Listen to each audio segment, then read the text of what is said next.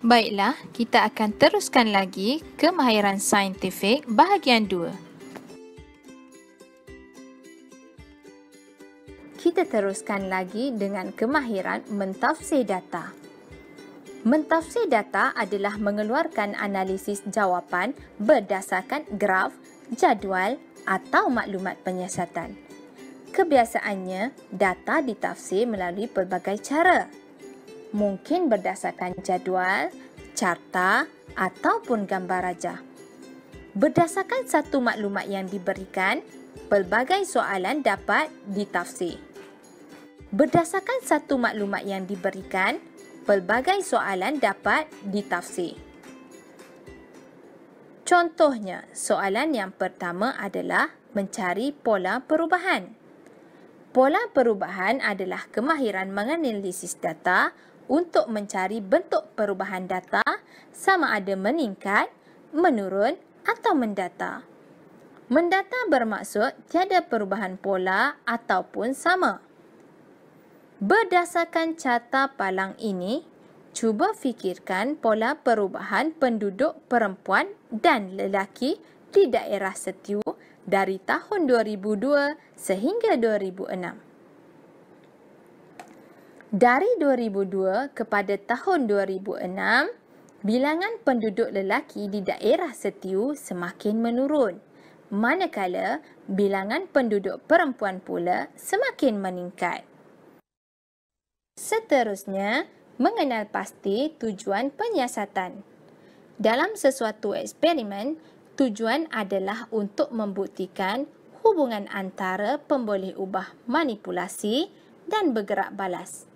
Antara ayat yang boleh digunakan ialah untuk menyiasat hubungan di antara pemboleh ubah manipulasi dan bergerak balas.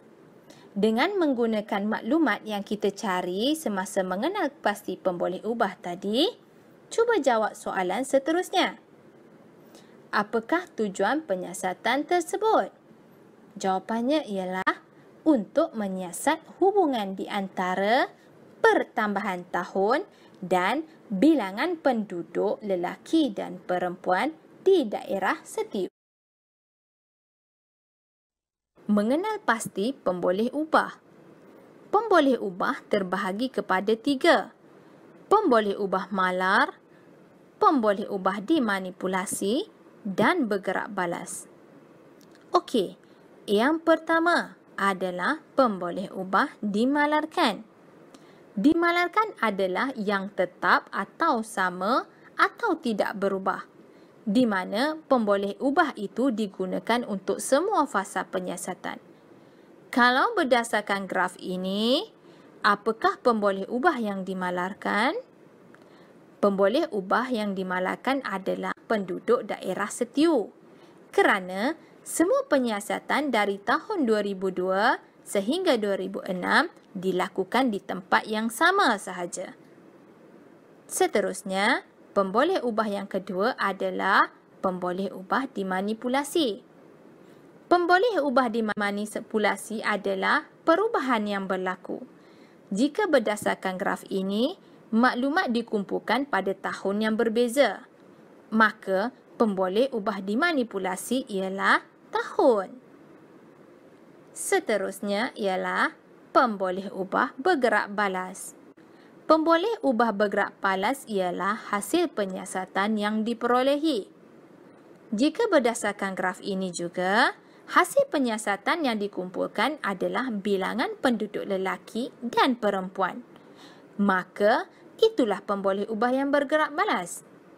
Soalan yang menggunakan graf lebih mudah untuk mencari pemboleh ubah.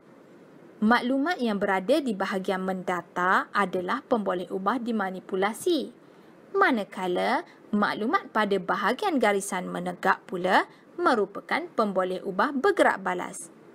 Untuk pemboleh ubah dimalarkan, kebiasaannya ia berada di bahagian tajuk graf atau di dalam soalan yang diberikan.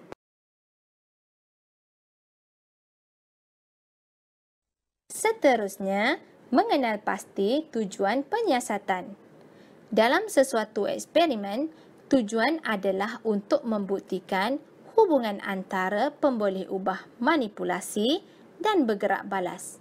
Antara ayat yang boleh digunakan ialah untuk menyiasat hubungan di antara pemboleh ubah manipulasi dan bergerak balas. Dengan menggunakan maklumat yang kita cari semasa mengenal pasti pemboleh ubah tadi, cuba jawab soalan seterusnya. Apakah tujuan penyiasatan tersebut? Jawapannya ialah untuk menyiasat hubungan di antara pertambahan tahun dan bilangan penduduk lelaki dan perempuan di daerah setiu. Baiklah, kita teruskan lagi dengan membina hipotesis. Siapa ingat apakah hipotesis? Jom kita ulang kaji semula. Bila dan mengapa kita perlu menggunakan hipotesis? Hipotesis dibina sebelum menjalankan penyiasatan atau eksperimen. Hipotesis bermaksud tekaan awal yang boleh diuji berdasarkan beberapa siri pemerhatian dan inference. Bagaimana kita nak membina hipotesis? Kenal pasti pemboleh ubah manipulasi, bergerak balas dan pemboleh ubah dimalarkan. Tulis satu kenyataan spesifik yang mengkaitkan antara pemboleh ubah manipulasi dan bergerak balas. Perlu nyatakan bagaimana pemboleh ubah yang pertama mempengaruhi pemboleh ubah yang kedua. Boleh ditulis seperti berikut. Pemboleh ubah manipulasi mempengaruhi pemboleh ubah bergerak balas. Ataupun semakin menaik menurun mendata pemboleh ubah manipulasi, semakin menaik menurun mendata pemboleh ubah bergerak balas. Ataupun pemboleh ubah manipulasi memberi kesan kepada pemboleh ubah bergerak balas. Ataupun pemboleh ubah bergerak balas bergantung kepada pemboleh ubah manipulasi. Sekiranya berdasarkan dengan graf tersebut, hipotesis yang dapat diberikan adalah pertambahan tahun memberi kesan kepada bilangan pertambahan penduduk perempuan dan penurunan penduduk lelaki. Ataupun hipotesis kedua ialah semakin meningkat tahun, semakin meningkat penduduk perempuan di daerah sentiu, manakala penduduk lelaki semakin menurun. Yang terakhir adalah membuat kesimpulan. Untuk soalan kesimpulan, lebih mudah sekiranya kita menggunakan perkataan apabila dan maka. Kaitkan dengan pemboleh ubah manipulasi dan bergerak balas.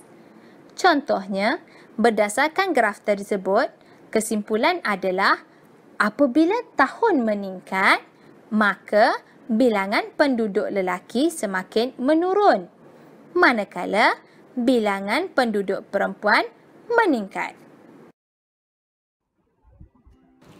Bagi lebih memahami tajuk kemahiran proses sains dalam mengenal pasti pemboleh ubah, saksikan video yang Umi sertakan tersebut. Akan tetapi, video tersebut menggunakan terma yang sedikit berbeza daripada apa yang telah kita pelajari. Anak-anak jangan risau, penggunaan terma adalah untuk memudahkan singkatan sahaja.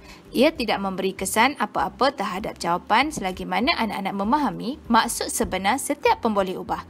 Jom kita saksikan dan fahami. Assalamualaikum dan salam sejahtera. Bertemu kembali bersama saya, Cikgu Sabri. Dalam video ini, saya akan menerangkan tentang cara-cara untuk mengenal pasti pemboleh ubah di rajah. Apabila melihat rajah dalam soalan bahagian A, mula-mula anda perlu cari bahan yang sama. Bahan yang sama ini merujuk kepada pemboleh ubah dimalarkan.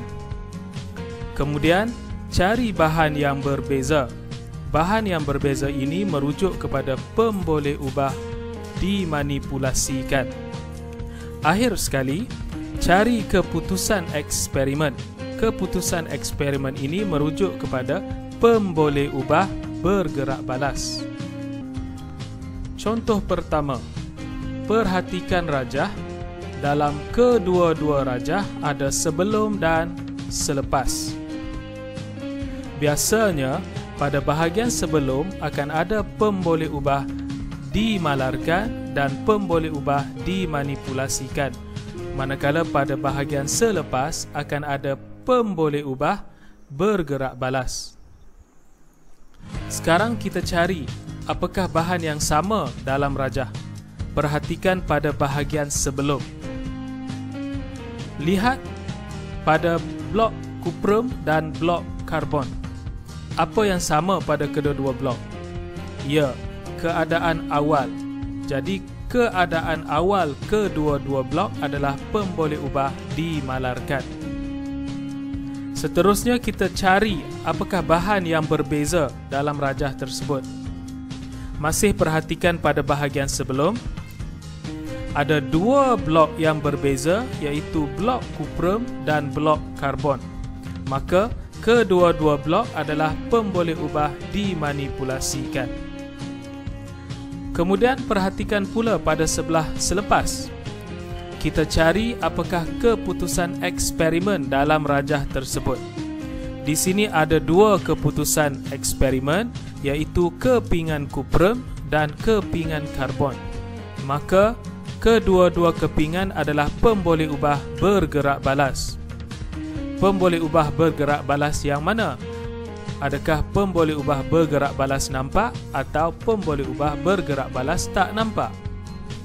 Untuk pengetahuan semua, pemboleh ubah bergerak balas dalam rajah ialah pemboleh ubah bergerak balas nampak. Contoh kedua, perhatikan rajah. Rajah ini tidak ada sebelum dan selepas.